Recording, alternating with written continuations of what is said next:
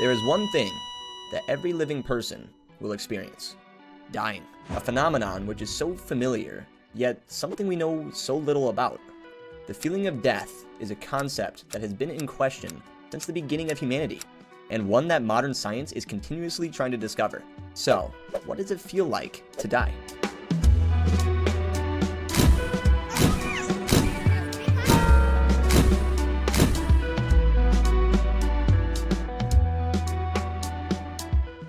Firstly, we need to take a look at what death actually is. Dying is the end of all vital functions within the human body, where our heartbeat, brain activity, and breathing all come to a stop. Everyone experiences death differently. What we do know is that once you're dead, your life in this body is over forever.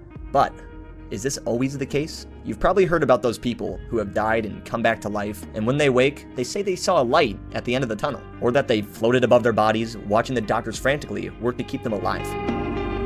Humans are fascinated, yet terrified, by merely the concept of death. A lot of that fascination stems from the fact that most of us can't comprehend its entirety. It's the fear of the unknown, as we don't know how unpleasant or painful it will be. With the help of modern science, we are continuing to develop a more in-depth perspective on what it might feel like to die. There are many ways people can die, and every person will die differently. Every person will have a different experience. You may be unlucky enough to have diabetes, cancer, or even an unintentional accident. Although each of these causes are different, they all have something in common: a heart that stops beating. A human heart is fundamental in order to stay alive. The key principle may explain why the most common cause of death stems from the heart failing to pump blood around the body. Statistics show that heart disease is the #1 cause of death worldwide, with an estimated 30% of people dying from associated diseases. Heart disease refers to any condition affecting the heart, such as a heart attack or stroke. The heart is a muscle about the size of your fist, which pumps blood around your body to keep you alive. But blood cannot be pumped if there's a buildup of plaque causing narrowed or blocked blood vessels. In most cases, this is called a heart attack. Although a heart attack may seem to cause death rapidly, common warning signs tend to appear a few days or even weeks before. A heart attack may trigger electrical abnormalities that can lead to a sudden cardiac arrest. And without immediate CPR, you would be dead within a few minutes. Most people don't like to think about it. But besides the more conventional way of dying, with the loved ones around you, there are more agonizing and painful ways to die, such as burning alive and drowning. Imagine you're standing in the middle of a raging fire.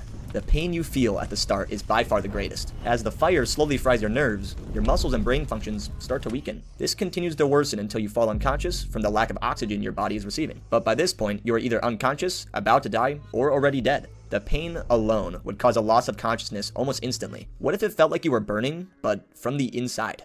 People have described the feeling of inhaling water as a burning sensation within their chest. It is a human instinct not to breathe underwater, but when you drown, immediate stress, panic and discomfort is caused due to a lack of oxygen. The panic from running out of air is exhausting, which quickly causes you to run out of energy and inhale the water. The water then floods the lungs and ends any transfer of oxygen into the blood. It's a rare and undesirable way of dying. In instances of an abrupt cause of death, adrenaline plays a big role in the physical sensations felt by the person. Put simply, faster deaths are often less painful. However, when the cause of death is more gradual, a process called active dying takes place. When a death takes place over a few hours or days, your senses start to fade in a particular order. Hunger and thirst are the first senses to go. After a while, you start to lose the ability to speak, followed by the ability to see. Hearing and touch are typically the last senses to go. However, scientific researchers have evidence that some people may be able to hear while in an unresponsive state, like being in a coma, or at the end of your life. Data shows that in the last hours before death, dying brain cells can respond to sound, even in an unconscious state. So does that mean your brain is still active when you're dead? The time of death is typically recorded as the moment the heart stops beating. This generally implies that the rest of your body will no longer receive a blood supply to sustain the cells of organs, in this case like the brain. Despite this, several studies have shown that your brain still functions, even after death. So, are you aware when you're actually dead? When you die, you are essentially trapped within your own body, with brain cells that are still active. Although this may only last a few seconds, it's weird to think that your body may die, but not your brain. When the heart stops pumping, there is a lack of blood flow to the brain. This causes tingling sensations in the body, dizziness, and a feeling of extreme hot or cold temperatures, all while your vision will start to go, and awareness of the world around you will diminish. After some time, you'll be in an unconscious state, and will eventually die. 1 out of 5 people whose hearts stop beating will be revived. These are often referred to as near-death experiences. A near-death experience is an unusual incident that occurs on the brink of death. which then gets relayed by the person when they recover. These experiences listed tend to be things they have seen, tunnels leading to a bright light, spiritual encounters with deceased loved ones, and other things that seem mystical. From a scientific perspective, none of these things are verifiable.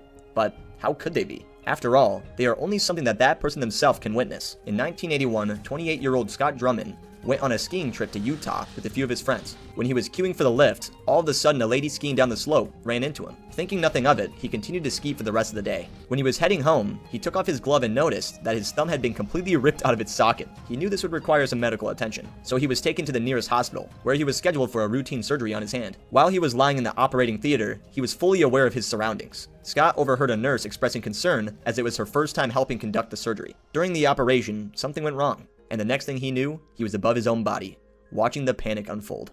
It wasn't until this point that he realized he had died. He then described an experience walking peacefully through a field of long grass, with a big white cloud ahead of him. As he walked closer to the cloud, all of a sudden, he was watching a video of his life, from the day he was born to his moment of death. At this point, he awakened. He had been clinically dead for 20 minutes, and came back to life. He noted that his fear of death vanished after this encounter. Near-death experiences are the closest thing we have of knowing what it actually feels like to die. We're still searching whenever and however we can to find the answer, whether that's through scientific research or through listening to people, like Scott, recount their first-hand experience with death and what it feels like. Death is a physical process which changes over an unpredictable length of time. When you die, you grow weaker and weaker.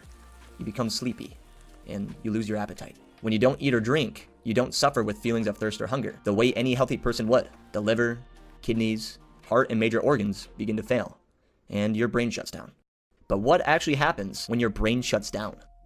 When you're alive, your brain cells are constantly electrically charged, and when you die, these brain cells fizzle out due to the lack of oxygen. With no oxygen, there is no energy, and with no energy, your body dies. At the moment of death, there is a burst of energy released by cells, which lasts between 30 to 180 seconds. The brain sends a signal to the heart, causing the heart to beat inconsistently, eventually causing damage to the organ. So even if you could recover from the moment of death, your heart wouldn't work. Your whole body shuts down. But remember, everyone dies differently, and it's almost impossible to depict what death feels like for each individual. But what we do know is that however physically painful it is, it varies. There are some deaths where pain is inevitable, and there is some where a patient just gets really old and fades away with less distress. Having a disease associated with your pain doesn't mean you'll necessarily have a painful death. Most people who die of serious disease tend to need medication. And usually with that medication, it works to not prevent death, but to alleviate the symptoms, helping to reduce pain, providing them a peaceful and comfortable death. When you become too weak to cough or swallow, you may notice a noise starting to develop at the back of your throat. The noise can sound deeply disturbing, and it may seem like the patient is suffering. But as far as the doctors can tell, the person dying is not suffering at all. In fact, medical researchers believe that this phenomenon, which is commonly called a death rattle, probably doesn't hurt or cause any discomfort at all. It is the human nature to question the unknown and to solve the puzzles of life. Curiosity and desire for exploration and discovery is something we all have, and something which drives us to uncover mysteries, such as death. Although we may have a better understanding of what it might feel like to die, what is beyond death? And what if when we die, we come back to life, but not in a body that we're used to, but as something else, as something that will exist till the end of time? But that's something for another video. If you did end up enjoying this video, then make sure to leave a like, also hit that subscribe button, and also the notification bell to be notified when we upload. Also, go ahead and check out some of our other content on our channel. Thank you for watching, and we'll see you next time.